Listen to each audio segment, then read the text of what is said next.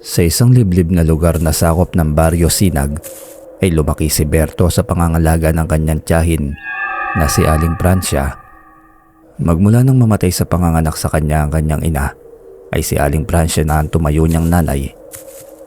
Sa edad nitong 35 ay dalaga pa rin si Aling Francia, kaya naman sa kabila ng kalungkutan nito sa pagkamatay ng nag-iisang kapatid na si Aling Rose, napalitan ng ibayong saya ang buhay ni Aling Francia.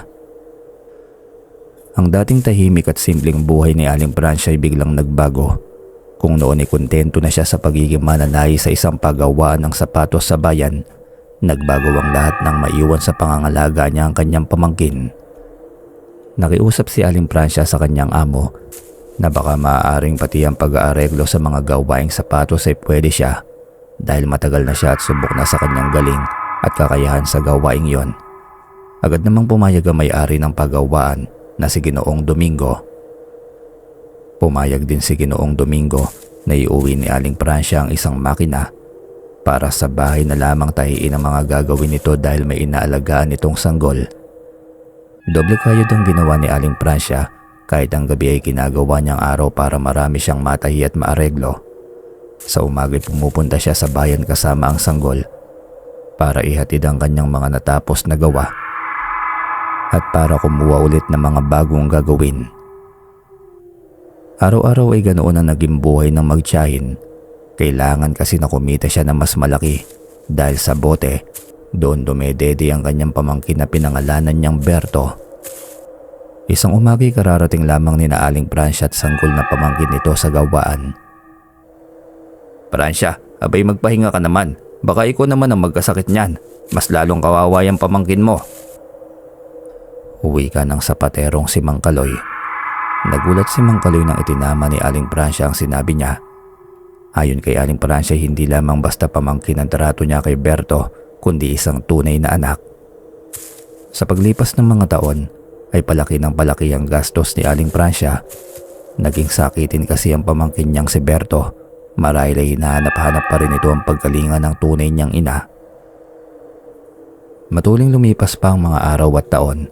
Nasa elementarya na nag-aaral si Berto. Madalas na kinakapos pa rin silang mag-ina. Nabaon na rin sa utang sa kanyang amo si Aling Francia nang tamaan ng malubhang sakit na bulutong tubig ang 8 taong gulang na noon na si Berto. "Ang ako sa sobrang pagmamahal mo sa pamangkin mo, Francia. Kahit hindi naman talaga ikaw ang nagduwal sa kanya. Kulang na lang pati sarili mong buhay ay ialay mo pa sa kanya." Uwi ka ni Mang Isko na isang sapatero. Si Mang Isko ay matagal nang nagpaparamdam ng pagkagusto kay Aling Francia. Nilinaw ni Aling Francia kay Mang Isko na anak niya si Berto. Napapailing na lamang ito at tila natatawa. Muling inulit ng lalaki ang alok niyang pag-ibig para kay Francia, subalit wala pa ring naging tugon ng dalagang ina.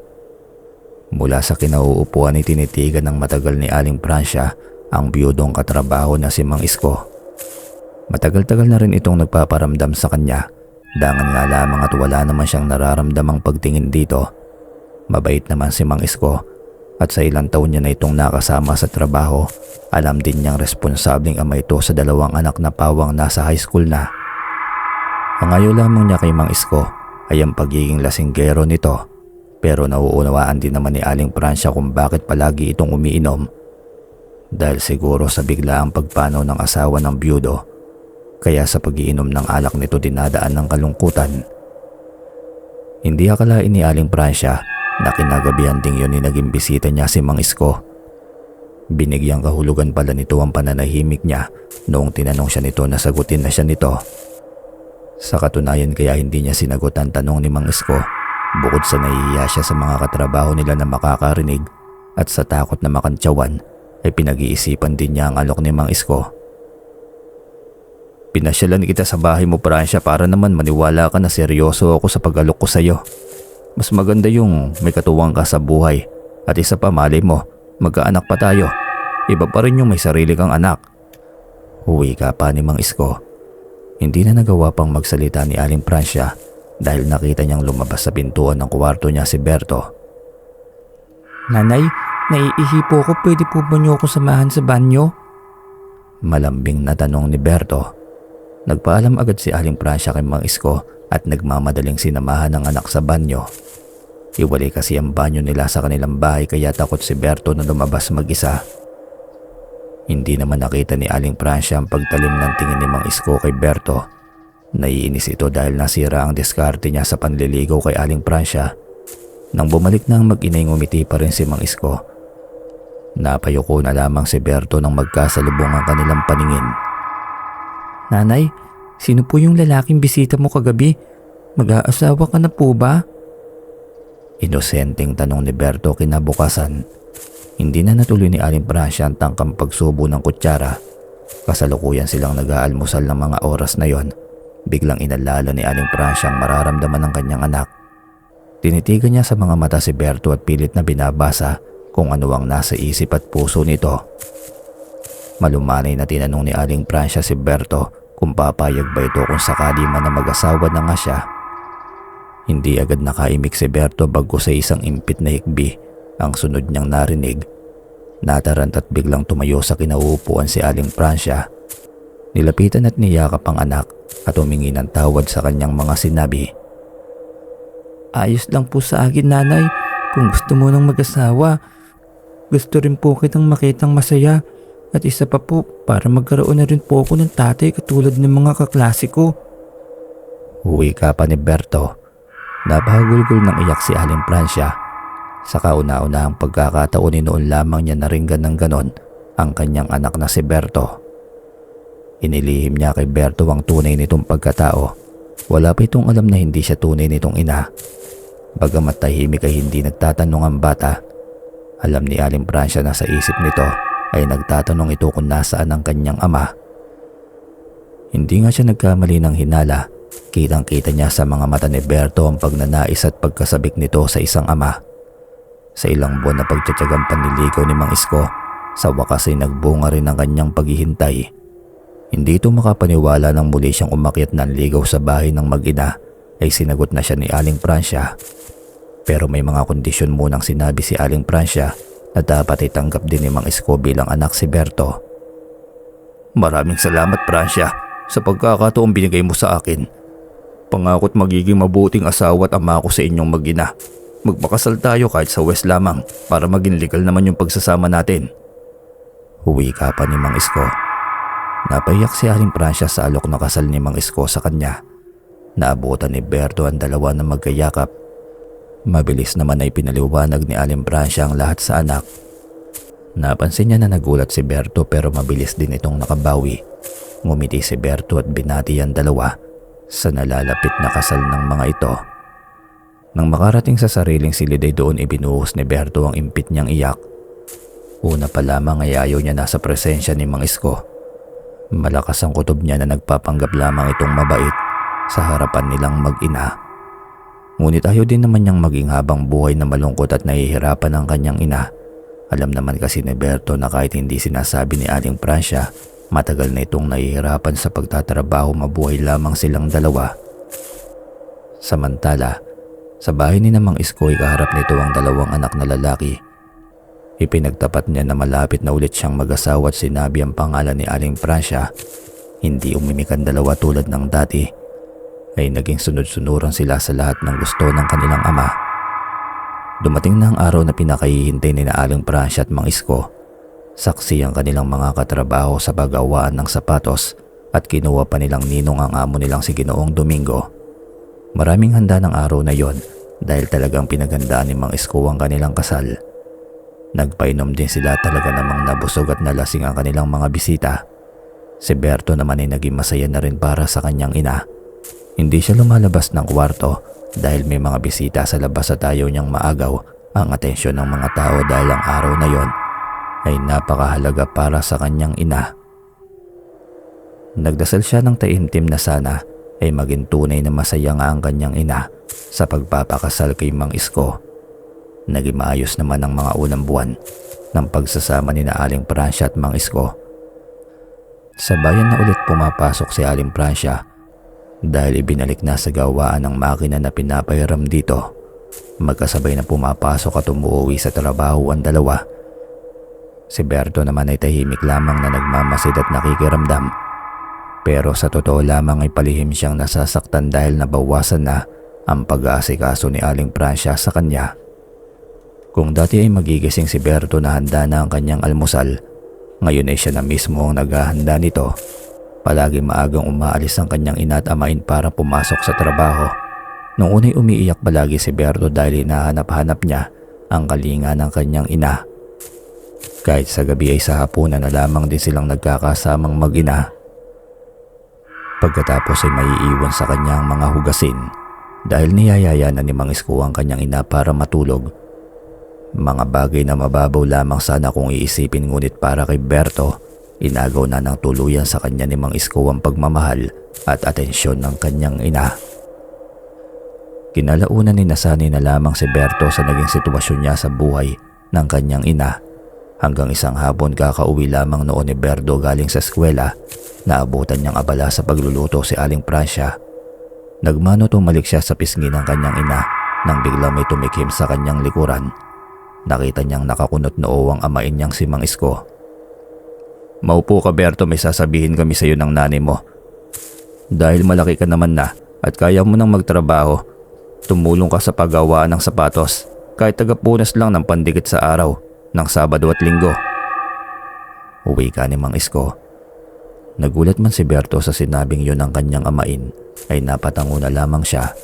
Hinihintay niya magiging reaksyon ng kanyang inang, ngunit na natili lamang itong tahimik hanggang sa narinig niya na pinagbibihis na siya ni Aling Francia dahil kakain na sila ng hapunan. Araw ng Sabado, madaling araw pa lamang, ay ginising na si Berto ni Aling Francia. Pinapabango na siya nito para mag-init ng tubig panligo. Pupungas-pungas naman na sumunod si Berto at sumunod sa kusina.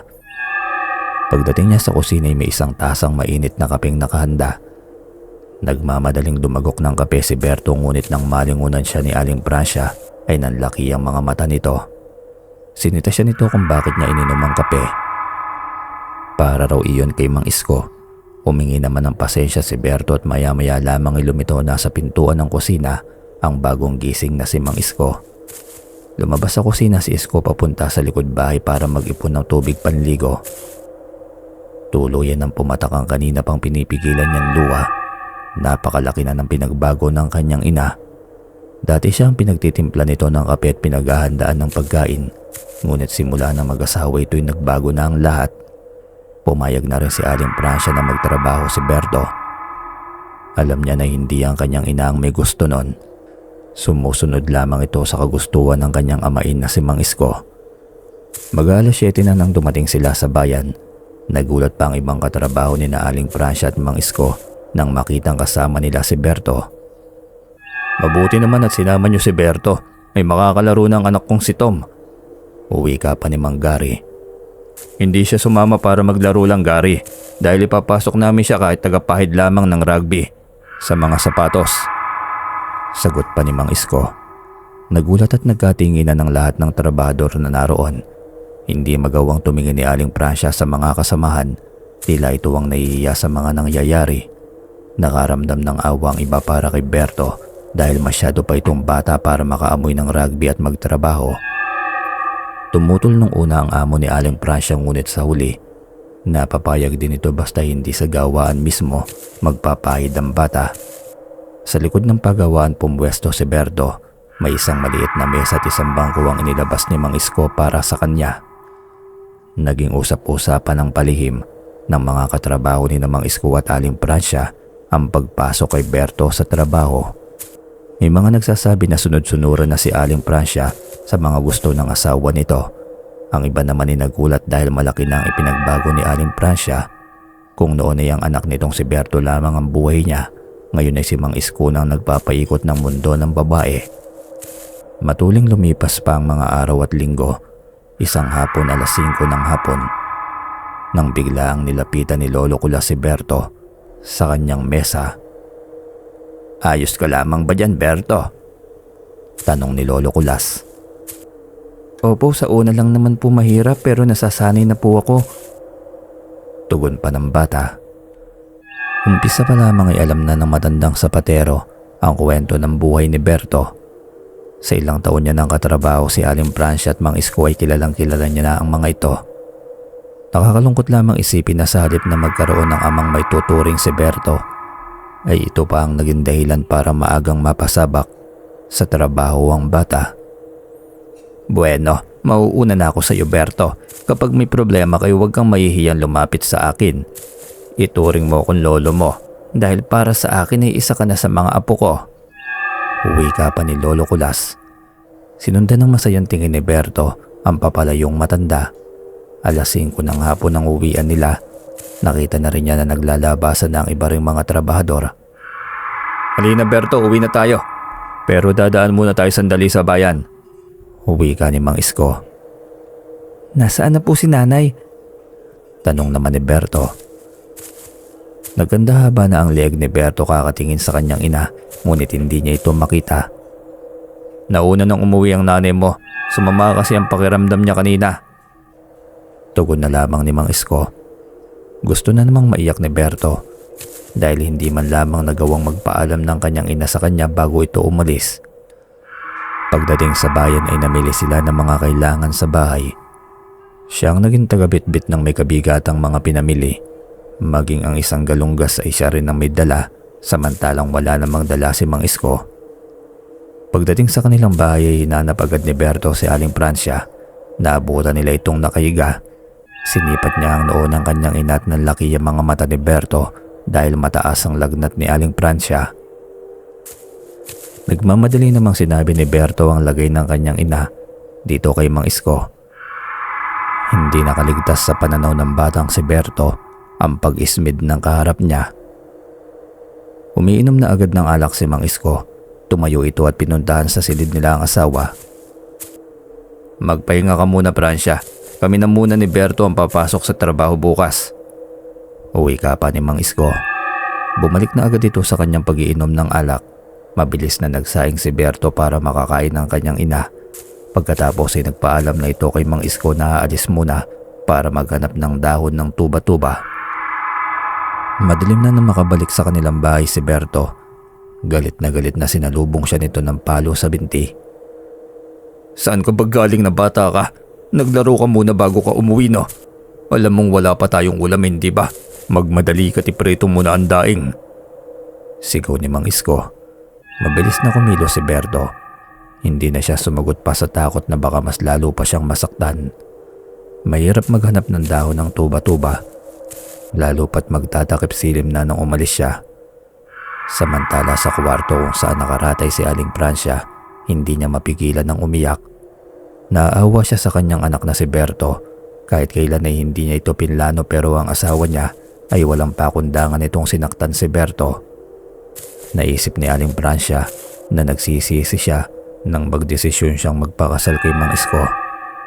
Sa una lamang pala ito naging mabait pero habang tumatagal ay lumalabas ang tunay nitong kulay. Ang asawa din niya ang nagdesisyon na pagtrabahuin sa pagawaan si Berto. Tinakot siya nito na sasabihin kay Berto ang totoo kapag hindi siya pumayag. Lahat ng gusto nito ay kanyang sinusunod. Pinagsisilosan din ni Mang Isko ang pag-aasikaso niya dati kay Berto. Kaya naman napipilitan siyang pabayaan na mag-asikasong mag-isa itong si Berto. Ngunit sa puso ni Aling Francia ay nasasaktan siya. Katulad na lamang na may sakit siya sa halip na alagaan siya ng kanyang asawa, ayun at nagpapakalango pa sa alak. Kinabukasan ay ayaw munang pumasok sa sapatusan ni Berto. Gusto niyang bantayan ng kanyang ina, ngunit nagalit si Mang Isko at pinilit na papasukin sa pagawaan si Berto.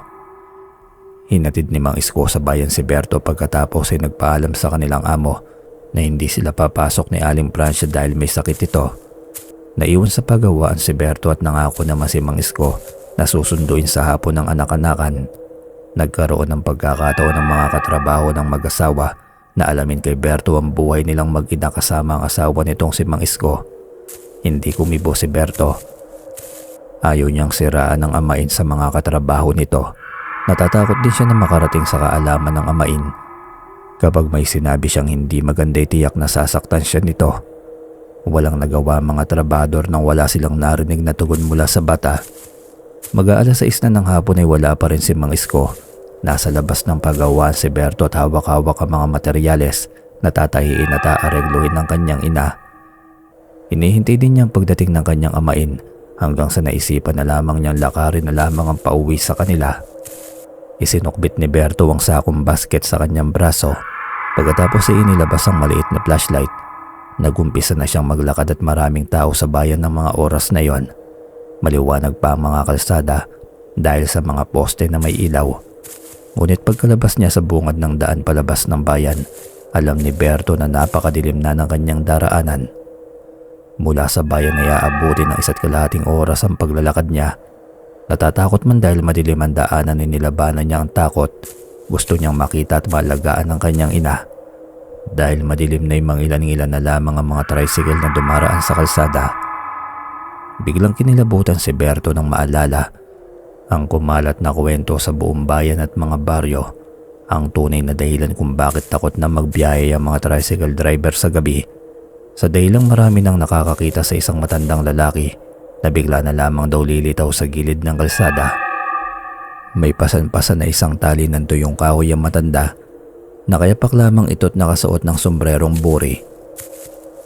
Pagkatapos ay paparahin daw nito ang mga driver. Ni minsan ay hindi hinintuan ng mga driver ang matanda dahil hindi nila nakikita ang mukha nito.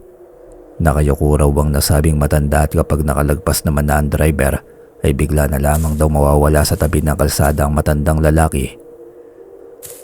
Taimtim na nagdarasal si Berto. Hiningi niya na gabayan siya sa kanyang paglalakad. Malamig na ang hangin sa gabing yon. Malapit na kasi ang Pasko kaya naman napapalokip-kip si Berto ng kanyang mga braso. Samantala sa bahay nila'y alalang-alala na si Aling Francia. Madilim na ang paligid ngunit wala pa rin si Berto. Pumapatak na ang luha niyang nilingon noon ng tulog na tulog at humihilik pang asawa. Umaga pa lamang ay umiinom na si Mang Isko. Pagdating nito pagkahatid sa bayan kay Berto ay nagumpisa na itong uminom ng alak. Gustuin man ni Aling Francia na sunduin si Berto ay hindi niya kayang maglakad na malayo. Nanginginig ang kanyang mga tuhod.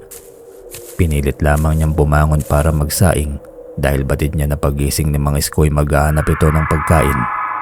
Ayaw niya na ang anak niya pang si Berto ang pagbuntunan nito ng galit.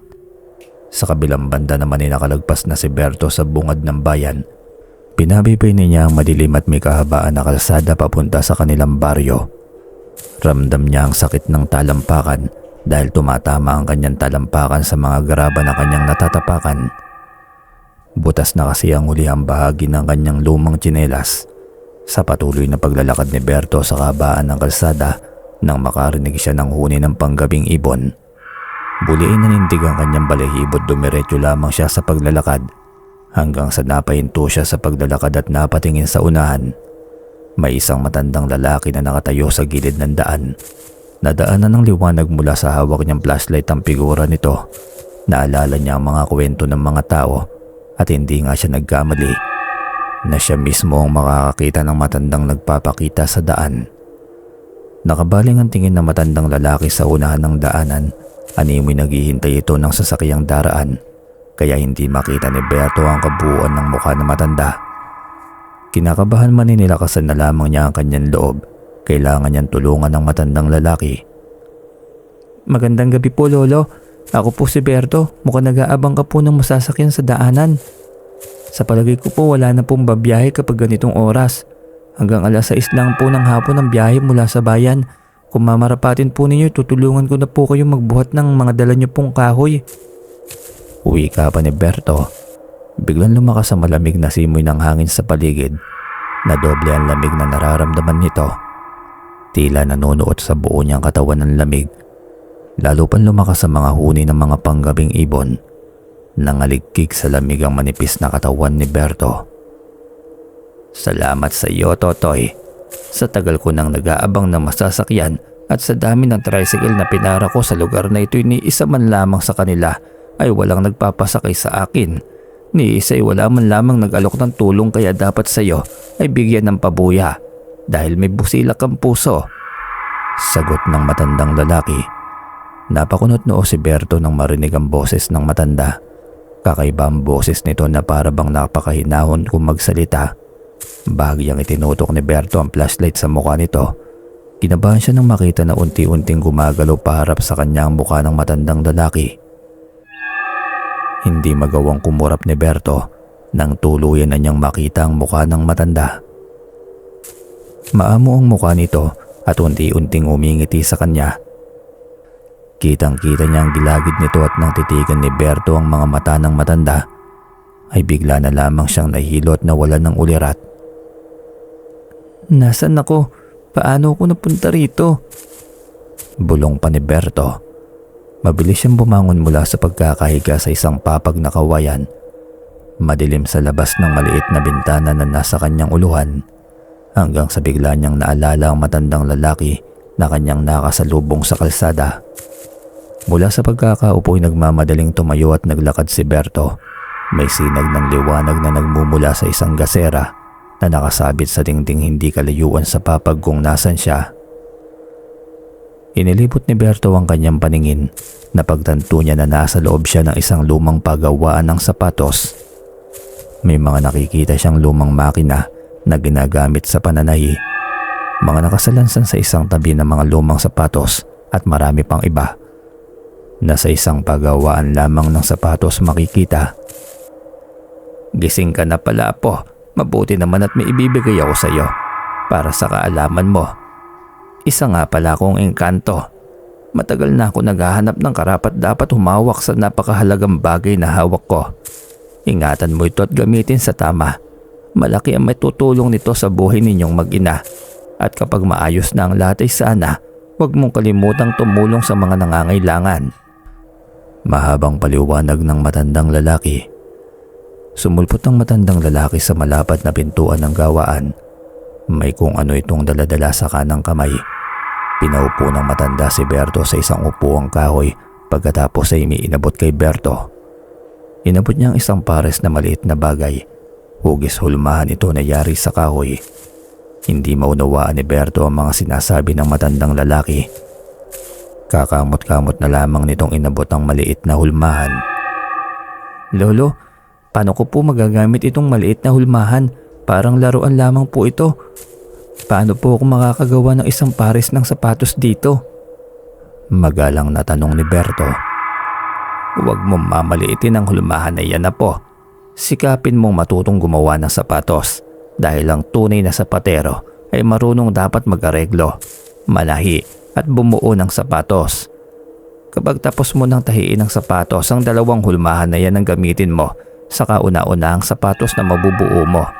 Huwag mo nang problemahin ang sukat dahil ang pares na hulmahan ng sapatos na hawak mo ay isang mutya. Yung hulmahan na yan ang bahala na sa iyo. Dagdag pa ng matanda.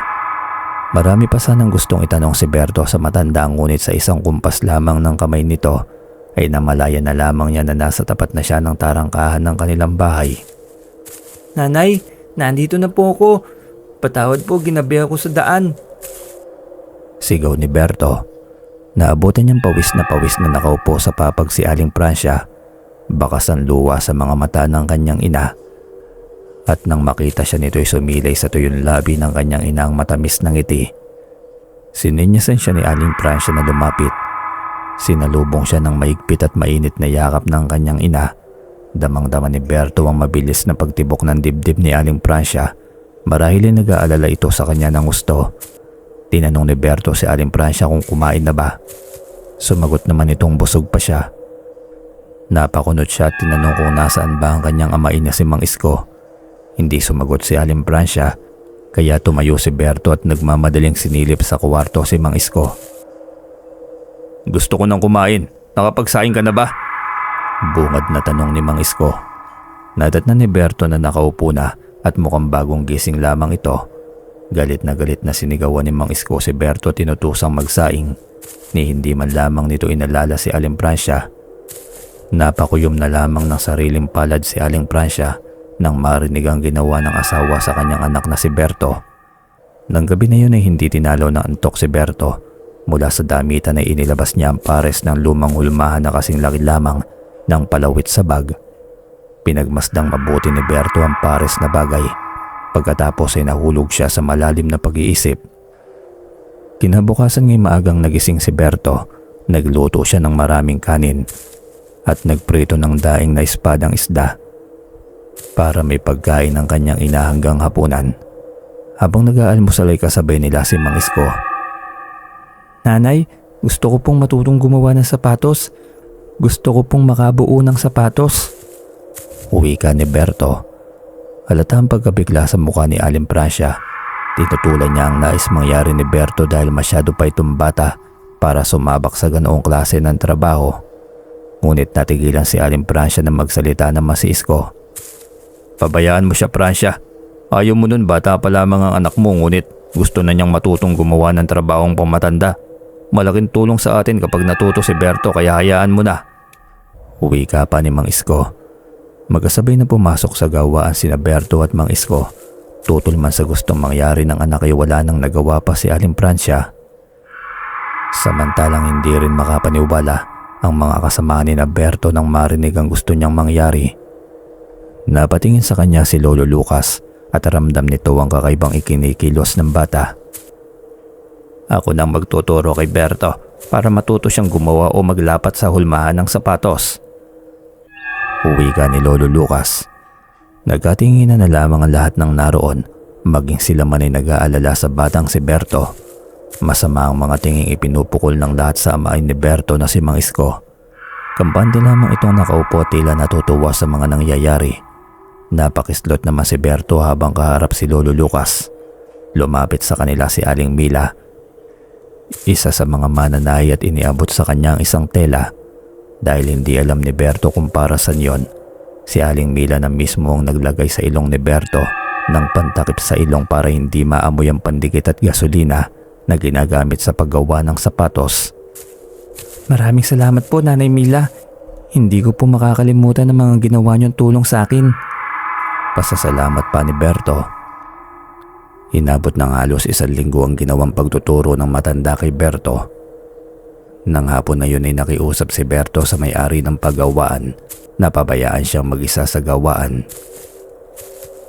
Ito po ang kauna-unahang sapatos na mabubuo ko. Kaunti na lamang matatapos na ako. Maraming salamat po sa inyong lahat. Kaya nakikiusap po ako na maiwang mag-isa dahil gusto ko pong tapusin ito ngayong buong magdamag. Pakiusap ni Berto. Pinayagan naman siya ng may-ari ng paggawaan, ngunit pinasamahan naman siya sa matandang sapatero na si Lolo Lucas. Wala nang nagawa pa si Berto kundi ang pumayag sa gusto nilang mangyari. Bago umuwi ang kanyang amain na si Mang Isko, ay ibinili niya rito na ipaliwanag na lamang sa kanyang ina ang kanyang ginawa.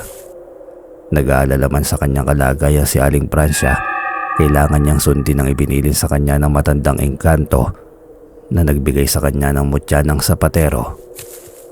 Mag-aalas 7 ng gabi nang dumating sa gawaan si Lolo Lucas. Halika na, Berto. Bitiwan mo muna yung ginagawa mo't napakahaba pa ng buong magdamag para tapusin yan. Kumain na muna tayo ng hapunan. Anyaya pa ni Lolo Lucas. Masayang pinagsaluhan ng 2 sinabawang manok na may tanglad. Sarap na sarap sa inihigop na sabaw si Berto. Aliw na aliw naman sa kanyang matandang kasama. Alam niya na may kakaibang mangyayari sa gabing yon dahil hindi mangangas na magpaiwan sa gawaan si Berto nang wala itong dahilan. Pagkatapos kumain ay nagpahinga muna at nagkwentuhan sina Lolo Lucas at Berto.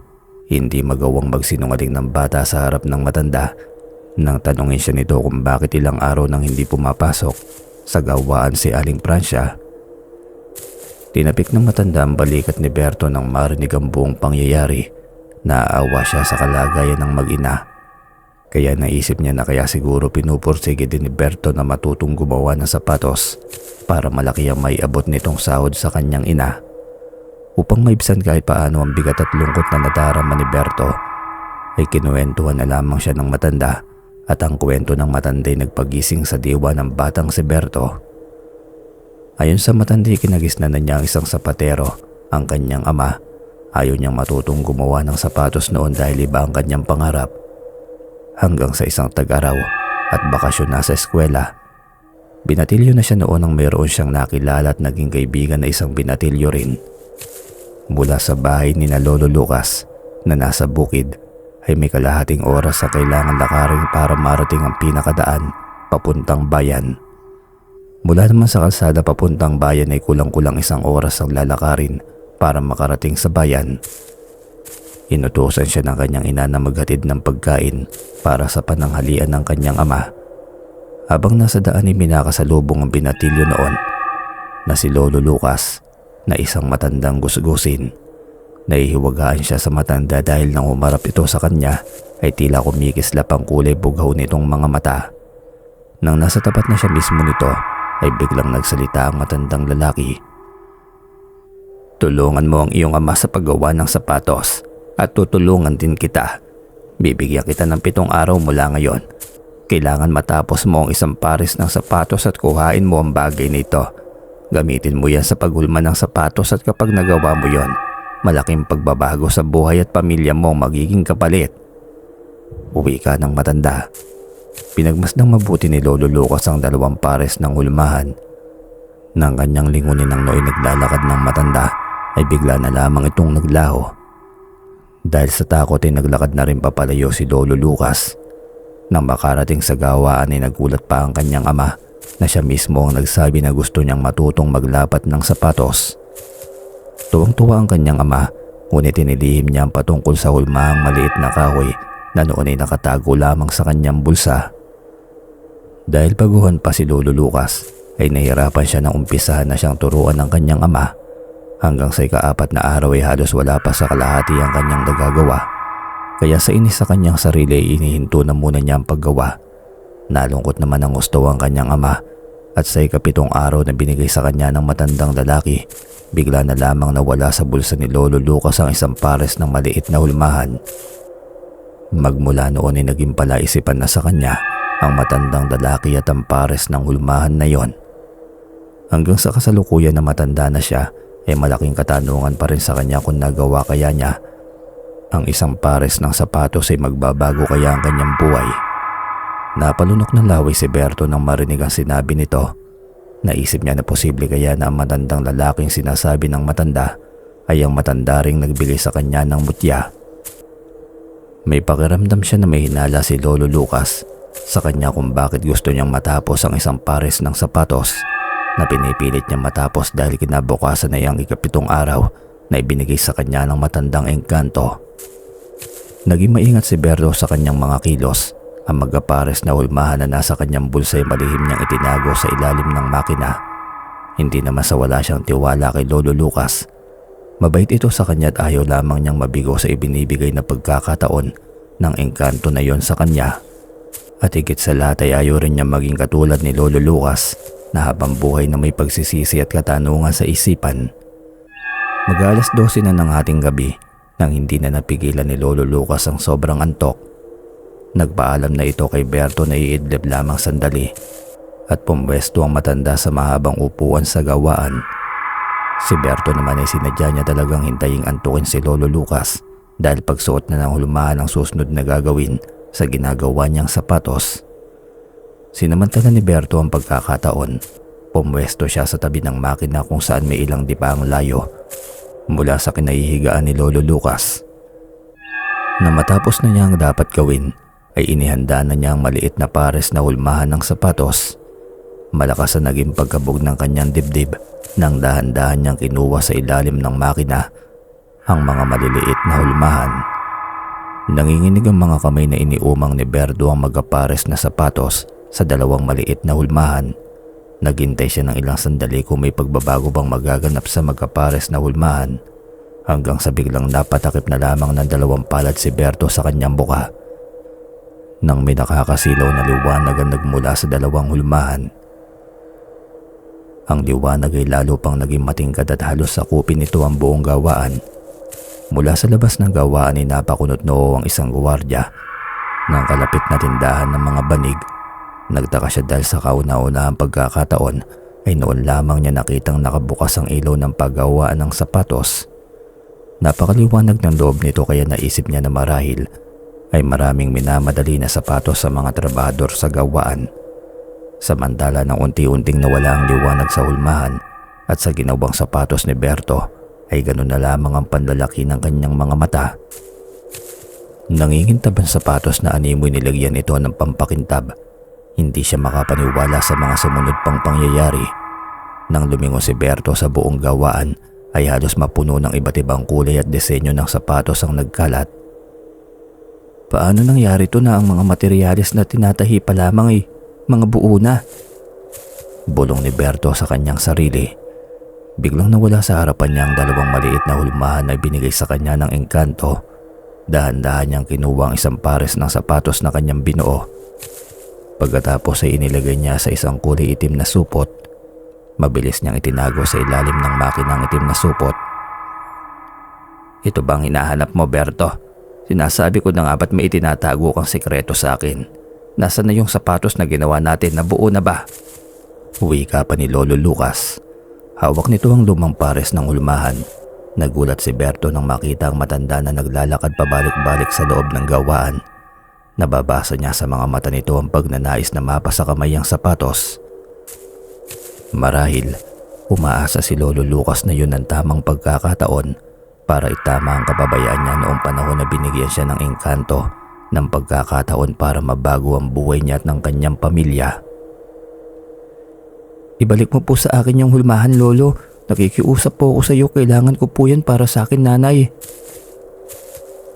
Ibabalik ko sa iyo ang hulmahang ito kung isasama mo ako pag nagkita kayo ng nagbigay sa iyo nito, at kailangan ibigay mo rin sa akin ang ginawa nating sapatos. Sagot ni Lolo Lucas. Hindi makapaniwala si Berto sa inasal ng matanda. Nakilala niyang mabait at matulungin ito, kaya hindi niya akalain na may tinatago pala itong hindi magandang ugali. Hindi inilabas ni Berto ang sapatos. Hinayaan na niya sa matanda ang hulmahan. Kinabukasan ay hindi makapaniwala ang may-ari at ang mga kasama ni Berto nang makita na wala na silang dapat gawin dahil tapos na ang lahat ng sapatos na kailangan nilang tapusin. Hindi na nila nagawa pang tanungin si Berto dahil nagmamadali na itong umuwi. At nang ibaling naman nila ang kanilang paningin kay Lolo Lucas para ito ay tanungin, tila wala ito sa sarili at nagpaalam na ring umuwi. Ilang minuto pa lamang ang nakakaraan mula nang umalis si Berto nang bigla namang dumating si Mang Isko. Hinanap niya agad si Berto ngunit biglang nagdilim ang mukha nito nang sabihin ng may-ari na umuwi na. Tulad ng iba'y nanlaki rin ang mga mata ni Mang Isko nang makita na buo na ang halos 100 sapatos na kanila sanang gagawin pa. May milagrong naganap noong nakaraang gabi sa gawaang ito at tanging sina Berto at Lolo Isko lamang ang nakakaalam ng tunay na nangyari. Uwi ka ni Ernie na isa ring sapatero. Kung totoo man yung sinasabi mo, paano mo may papaliwanag ang milagrong sinasabi mo? Paano nila natapos na ilapat lahat ng sapatos, gayong halos hindi naman naggalaw ang mga hulmahan sa lagayan nito? Tanong naman ni Romulo. Maging si Ginoong Domingo ay nakatulala pa rin. Hindi maarok ng kanyang isipan na ang bilang ng mga sapatos na nasa harapan nila ay matatapos dapat sa loob ng halos 1 buwan.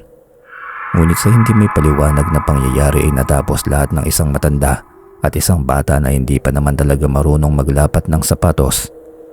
Nagulat ang lahat ng trabador nang sabihin ni Ginoong Domingo na pumila sila para sumahod sila. Nakiusap si Ginoong Domingo sa lahat ng trabador na huwag sanang makarating sa labas ng gawaan ng pangyayari.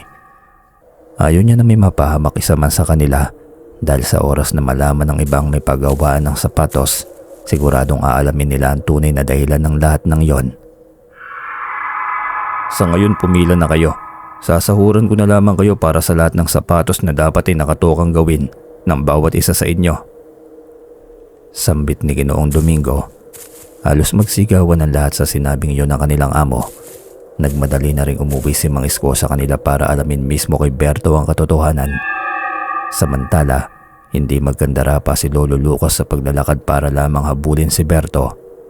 Patago-tago siya sa gilid ng kalsada mula sa bayan at nang huminto na si Berto sa 100 na masukal, batid na niya na daan na yon pauwi sa bahay ni Berto. Hindi naman lingid sa kanyang kaalaman na sinusundan siya ng matanda. Gusto niyang pigilan ng matanda ngunit pinabayaan na lamang niya ito dahil alam niya na hindi rin ito magpapapigil sa kanya. Maigpit niyang hawak ang supot na may lamang sapatos. Hindi niya alam kung susulpot ba ang engkanto dahil hindi naman niya dala ang hulmahan na ibinigay sa kanya. Ganun pa man ay sinunod na lamang niya ang utos na kapag natapos na niyang gawin ng sapatos, ay dalhin agad niya sa lugar kung saan sila huling nagkita. Napahinto sa paglalakad si Berto nang maisip niya na hindi nga pala niya alam kung saan ang lumang gawaan ng sapatos na pinagdalhan sa kanya ng matanda na yon. Kailangan pa rin niya talagang mabawi kay Lolo Lucas ang kinuha nitong hulmahan dahil yun lamang ang tanging paraan para makita niya ang matandang engkanto. Napilitang maglakad ng mas mabilis si Berto para magtago sa likod ng malaking kahoy. Doon ay hinintay niyang dumaan si Lolo Lucas na alam niyang nakasunod lamang sa kanya. Hindi nga siya nagkamali dahil kitang-kita niya ito. Nahihingap-hingap ng paghinga. Mahabol lamang siya. Hindi tuloy alam ni Berto kung maiinis o maaawa ba siya sa ginagawa ng matanda. "Nandito na po ako, Lolo. Alam kong pagod na pagod ka na sa pagsunod sa akin. Nakikiusap po ako ulit na bigay mo sa akin yung bagay na kinuha mo." Uwi ka pa ni Berto. Huminto sa paglalakad si Lolo Lucas at nilingon si Berto. Sa totoo lamang inaawa siya kay Berto at nahihiya siya sa kanyang ginagawa. Wala naman siyang masamang plano sa bata. Gusto lamang niyang magkaroon ng kasagutan ng matagal na niyang tanong sa kanyang isipan. "Ibibigay ko sa iyo ang bagay nito dahil sa iyo ito binigay. Minsan din itong ipinagkatiwala sa akin ngunit naging pabaya ako. Gusto ko lang talaga malaman kung ang nilalang na nagbigay sa akin nito noon ay ang nilalang din na nagbigay sa iyo." Malumanay na tugon ng matanda. Naunawaan na ni Berto ang gustong mangyari nito. Napahuwi na ang pag-aalinlangan niya. Nauna niyang naramdaman ng kuhanin sa kanya ng matanda ang mutya. Nagpasalamat si Berto nang iabot sa kanya ng matanda ang mutya na yon. Mula sa kinatatayuan ay naglakad si Berto. Humanap siya ng isang tagong pwesto malayo sa landas ng daan papunta sa kanila. Nakasunod naman sa kanya si Lolo Lucas hanggang nakita na niya ang tamang pwesto. Dahan-dahan niyang ipinigit ang kanyang mga mata. Hinaplos ni Berto ng 3 beses ang mutya. Pagkatapos itinawag niya sa kanyang isipan ang matandang engkanto na nagbigay sa kanya ng mutya na yon. Tahimik naman na nagmasid lamang sa kanya si Lolo Lucas. Malakas ang pagtahip ng dibdib nito dahil sa kaba. Hanggang sa makalanghap sila ng kakaibang amoy na naging dahilan kung bakit unti-unting bumigat ang talukap ng kanilang mga mata. "Idilat na ninyo ang inyong mga mata." Boses na nagpagising kina Lolo Lucas at Berto. Hindi na nagulat pa si Berto nang makita ang pamilyar na lumang gawaan na siyang unang pinagdalhan sa kanya ng engkanto na yon. Nang kanyang lingunin si Lolo Lucas ay nakayuko ito at tila nahihiyang humarap sa engkanto. Sa loob-loob naman ni Lolo Lucas ay hindi nga siya nagkamali dahil mabilis niyang sinipat ang mukha ng matandang lalaki na siya ring nakaharap niya noon. Nagtataka lamang siya kung bakit tila hindi na tumanda ang itsura nito at sa tagal ng panahong nakalipas ay dapat wala na ito sa mundo. Napanganga si Lolo Lucas nang maisip na hindi ordinaryong tao ang kanyang kaharap dahil binatilyo pa lamang siya nang una niya itong nakita.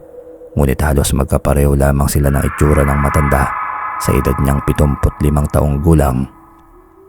"Kumusta ka na, Ginoo? Napakatagal na panahon na nung una tayong nagkita." Uwi ka pa ng matandang engkanto. Mababuti naman. May mga katanungan lang akong gusto kong mahanapan ng kasagutan." Tugon naman ni Lolo Lucas. Tinanong ng engkanto si Lolo Lucas kung ano-ano ang mga nais nitong malaman. Ipinaalam muna ng engkanto na nanghihinayang siya sa hindi pagbalik noon sa kanya nito para ipakita ang sapatos na pinagawa niya rito. Hanggang sa muling nagsalita ang matandang engkanto. "Nagagalak akong muli kang makita.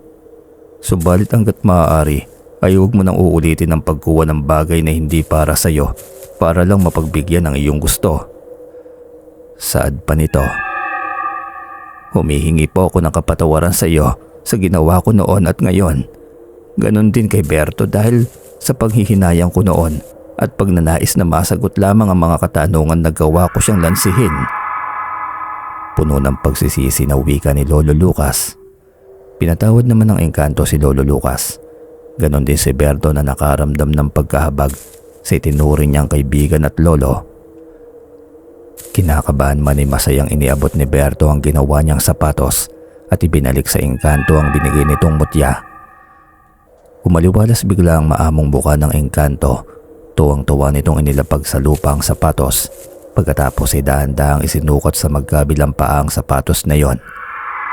Nagulat sila nang may liwanag na nakakasilaw ang nagmula sa paa ng matandang engkanto hanggang sa unti-unti ring nawala ang liwanag at masigit pa na nakapagpapagulat kina Berto at Lolo Lucas ay ang biglaang pagbabago ng itsura ng matanda.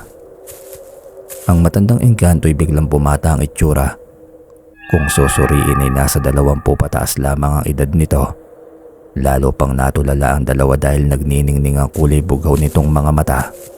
Maging ang balat ng engkanto ay malalabanos din sa kaputian. Natawag din ang pansin sa kanila ay ang kakaibang pananamit ng engkanto. Animoy isang prinsipe sa isang kaharian ang taglay nakakisigan ng engkanto na yon. Lumapit ang prinsipe sa isang lumang salamin ng dingding. Malaya nitong pinagmasdan ang kabuuan ng kanyang anyo at nang tumingon ito kina Berto ay hindi nila may paliwanag ang kaligayahang nakikita nila mula sa mukha ng engkanto. Maraming salamat Berto sa napakalaking tulong na binigay mo sa akin. Ganon din sa iyo Lolo Lucas. Una pa lamang kahit hindi mo pa alam ang tungkol sa mutya ay nakita ko ng kabutihan mo at pagnanais na makatulong sa batang ito. Wika pa ng engkanto. Dagdag pa ng engkanto na siya ay ilang siglo nang nakakulong sa katauhan ng isang matandang katawan. Ayon pa rito, siya ay apo ng isang hari at nang tumungtong na siya sa 10 taon sa panahon nila, pinarusahan siya ng kanilang bathala. Dahil ng panahon na yun ay nangahas siyang isuot ang isang pares ng sagradong sapatos sa kanilang templo na pinaniniwalaan na pag-aari ng kaisa-isang anak na lalaki ng kanilang bathala. Makalipas ang pagyanig ng templo ay isang nakakapanindig na balahibong boses ang kanyang narinig. Ikaw ay paparusahan ko sa paglapastangan mo sa sagradong sapatos na yan. Nawala ang pagiging sagrado ng sapatos na yan nang isuot mo ito.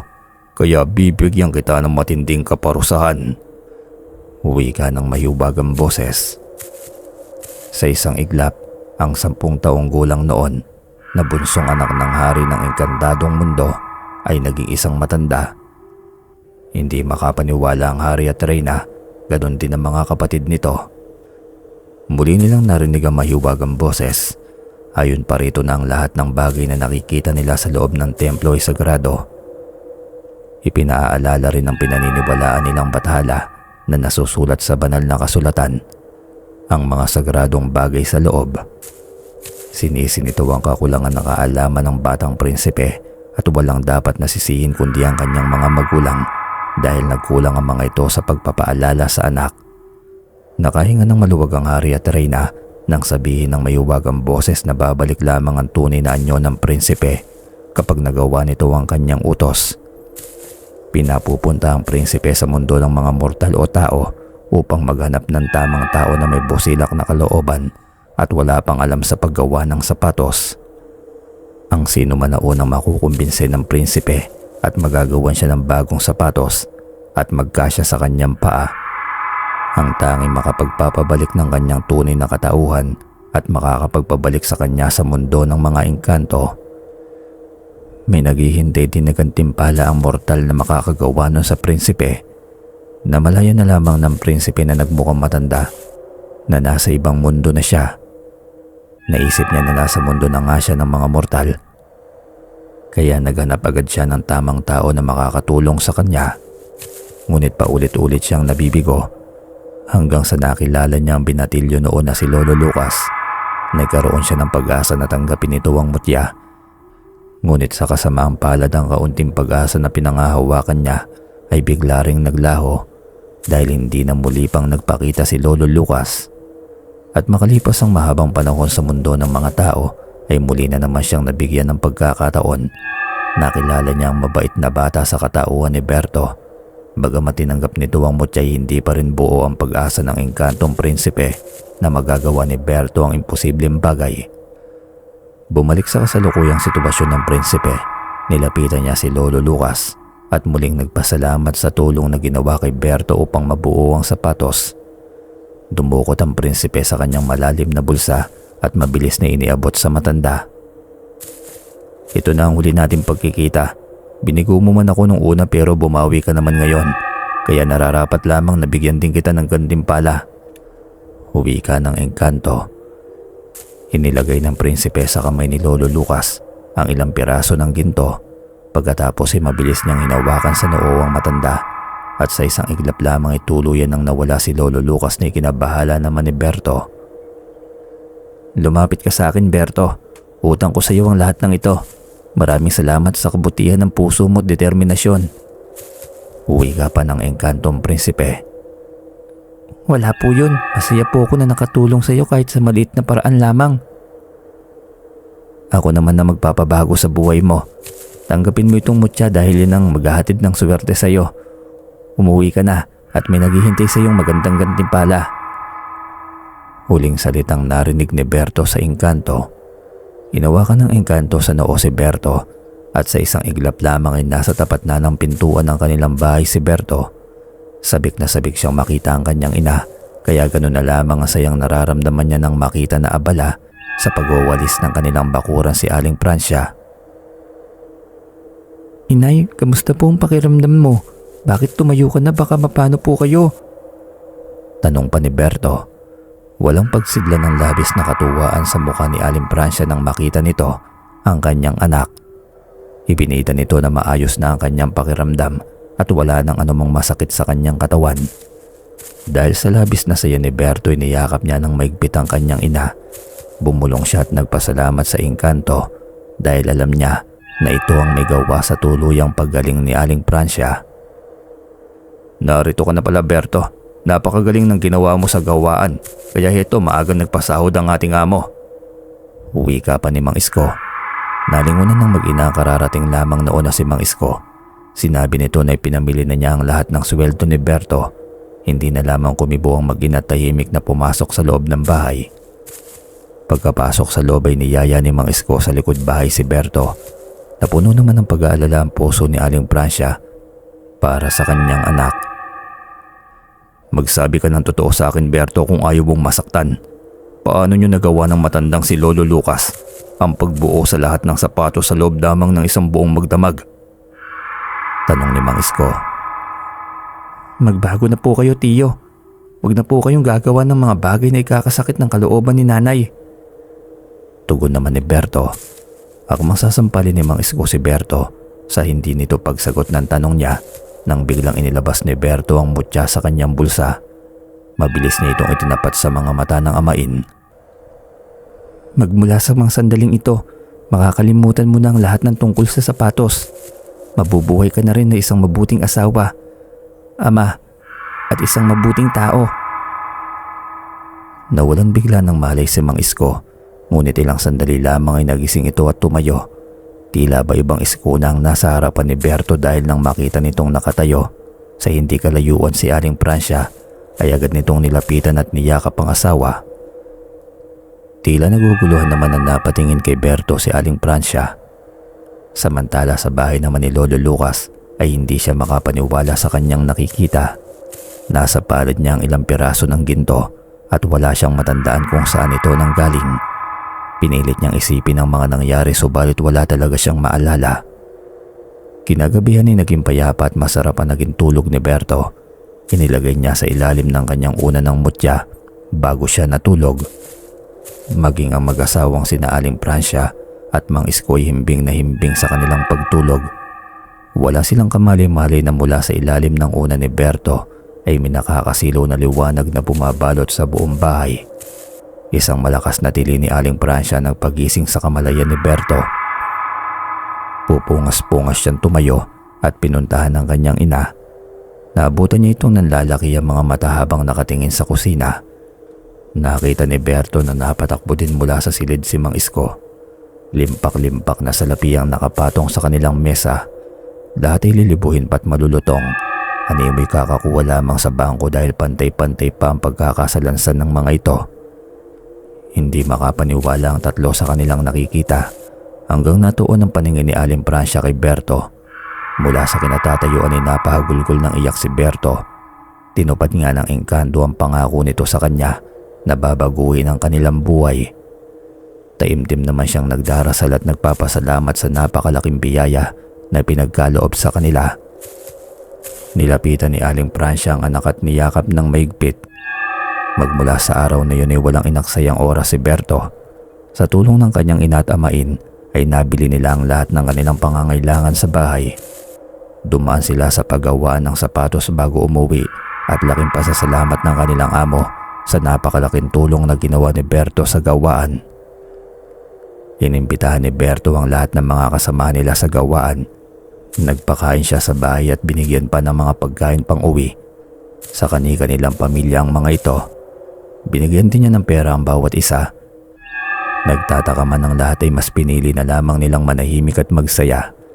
Nang sumunod na umaga ay nagising ang mga katrabaho ni Berto sa gawaan na may tigta-3 sako ng bigas na nakatayo sa mga pintuan ng bahay nila. Tuwang-tuwa ang lahat at hindi naman nila nakita kung sino ang nagbigay. Sa isip nila iisa ang tinutukoy nila, si Berto. Maging sa gawaan ng sapatos ay hindi kinalimutan ni Berto. Nagulat na lamang si Ginoong Domingo na may dumating na iba't ibang klase ng magagandang uri ng balat. Lata-latang pandikit sa sapatos at maraming sinulid.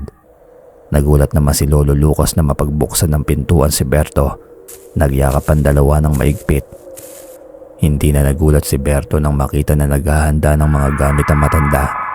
Hindi na nila pinag-usapan ang nangyari. Nagpaalam at nagpasalamat sila sa isa't isa. Nangako na ang sekreto nilang dalaway habang buhay nilang itatago hanggang sa kanilang huling hininga. Makalipas ang ilang araw ay nagtaka mga trabahador sa gawaan dahil hindi na pumasok sa trabaho ang buong mag-anak ni Berto. Nagpautos si Ginoong Domingo sa mga tauhan na pasyalan ng bahay ng mag-anak na yon, ngunit bumalik ang mga ito na bigo dahil abandonado na ang dating bahay ni Berto.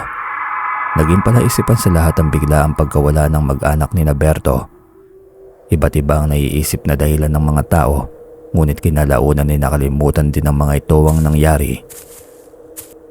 Isang araw, 2 magkasunod na kalamidad ang tumama sa buong probinsya. Isa ang bayan ni Berto sa palaging sinasalanta ng bagyo. Ngunit hindi naging mahirap ang pagbangon para sa lahat dahil napakaraming pagkain, gamot, damit at mga gamit sa pagpapagawa ng bahay ang dumating. Ayon sa punong bahay may mayamang pilantropo ang walang sawang nagbibigay ng donasyon para sa lahat. Sako-sakong bigas ang dumarating sa buong bayan kung kaya hindi nakakaranas ng matinding gutom ang mga mamamayan. Bali-balita din na maging ang mga iba pang mga nasa lantang bayan ay may dumarating na sako-sakong bigas at iba pang pangangailangan ng mga tao. Laking pasasalamat ng mga mamamayan sa pilantropong ayaw magpakilala. Tuwing pasokan naman sa eskwela ay may dumarating na mga libreng bag, gamit at uniforme, sapatos din ng mga bata. Sunod-sunod ang pagpapatayo ng mga dagdag na paaralan. Mula elementarya, high school at kolehiyo, marami ang nagnanais na makilala ang nasabing pilantropong ngunit nananatiling lihim ang tunay niyang pagkatao. Samantala sa isang malawak na lupain malapit sa dagat ay kontento at masayang namumuhay ang mag-anak ni Berto. Kasama nila si Mang Isko at ang dalawa nitong anak. Wala nang mahihiling pa sa buhay si Berto dahil nakakakain na silang mag-anak ng sapat at walang inaalalang problema.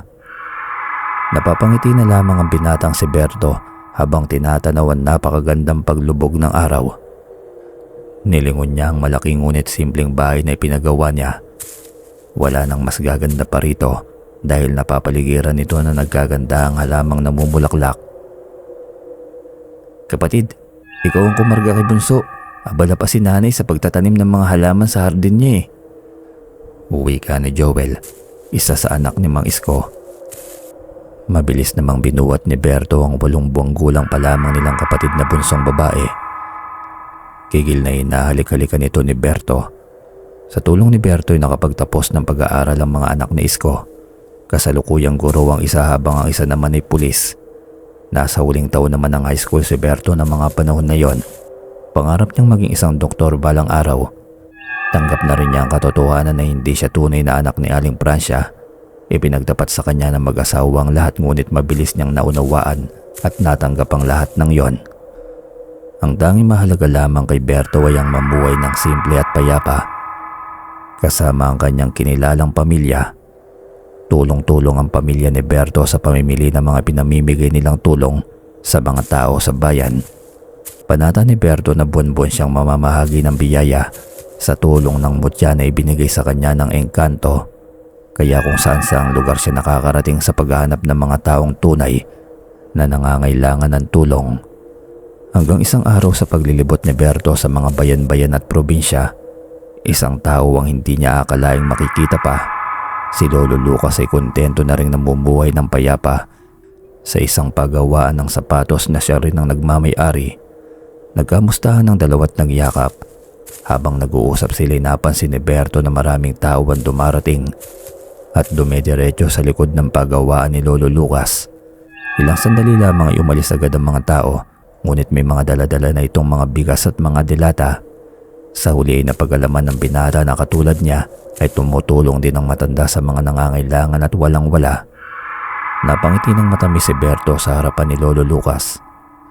Wala silang kamali-mali na mula sa isang kaharian ng mga engkanto ay masaya silang pinanonood ng prinsipe ng mga engkanto ang kanilang tinulungan. At noon ay siya ng hari ng kanilang kaharian. Dahil sa labis na kasiyahan ng hari ay nagpadala muli siya ng limpak-limpak na salapi sa bawat silid ni Berto at Lolo Lucas. Patunay na sa bawat kabutihang ginagawa natin sa ating kapwa ay mayroong isang nakakaalam at nagmamasid. Hindi man tayo masuklian ng mga taong tinulungan natin, may darating na mas malalaking biyaya sa ating buhay mula sa kapangyarihan ng Diyos sa tulong ng mga ginagamit niyang instrumento para tayo naman ang matulungan, kaya piliin natin palagi ang maging mabuti sa lahat. Hanggang dito na lamang po ang kwento. Maraming salamat po sa inyong lahat.